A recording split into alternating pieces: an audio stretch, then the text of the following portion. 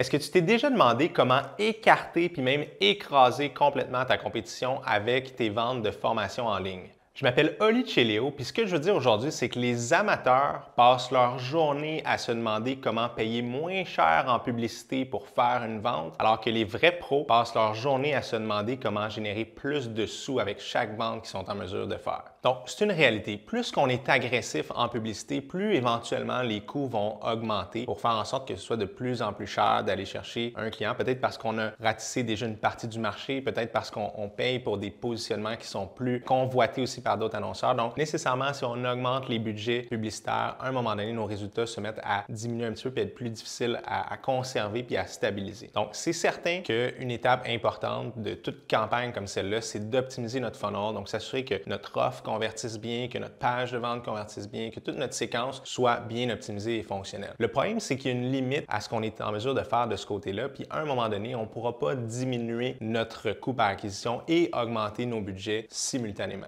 Alors, laisse-moi te poser une drôle de question. Si j'ai deux formations différentes qui se détaillent 200 $ et que la première paye 100 $ en publicité et que la deuxième paye 200 $ en publicité, lequel des deux est le plus avantageux? Donc, à première vue, tout le monde va répondre que c'est la formation A parce que 200 $ moins 100 $ de pub, ça fait 100 $ de profit, alors que 200 $ de vente moins 200 $ de pub, ça fait 0 $ de profit. Et vous auriez raison si la formation B n'aurait pas optimisé ce qu'on appelle le back-end. Parce que ce qu'on voit ici, c'est vraiment la première offre, la première vente que les gens vont faire. Si vous voulez vraiment avoir du succès à long terme dans votre projet de formation en ligne, un jour, il va falloir qu'on commence à penser à ce qui se passe après la première vente. Et donc, si dans la situation B,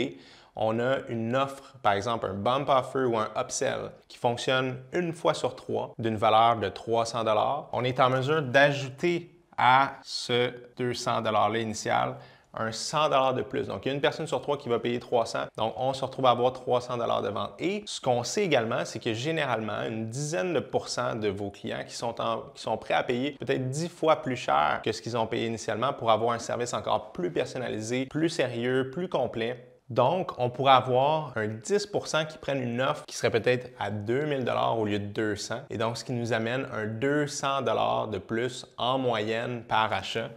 qu'on ajoute ici. Et donc, dans la situation B, on est en mesure de payer beaucoup plus cher pour aller chercher un nouveau client parce qu'on sait que dans notre tunnel de vente, il y a des étapes subséquentes qui vont venir augmenter la valeur à vie de ce client-là, alors que dans la situation A, on est limité à devoir toujours se battre contre les frais publicitaires et les coûts publicitaires parce qu'on a très peu de revenus qui sont générés par vente et donc on a une certaine limite à jusqu'où on est en mesure d'aller. Donc, en ce qui me concerne, n'importe quel jour de la semaine, je préférerais dans le scénario B où je peux me permettre d'être extrêmement agressif avec mes publicités puis aller chercher le plus de clients possible tout en générant du profit pendant que mes compétiteurs se battent pour les miettes en essayant de sauver une pièce ci ou une pièce là sur leur plateforme publicitaire parce qu'ils ont des limites ou une contrainte très claire à la quantité d'argent qu'ils sont capables de générer. Alors, je te pose la question, qu'est-ce qui est le plus important pour toi? Est-ce que c'est d'être en mesure de payer le moins cher possible en publicité ou est-ce que c'est de faire le plus d'argent avec tes formations?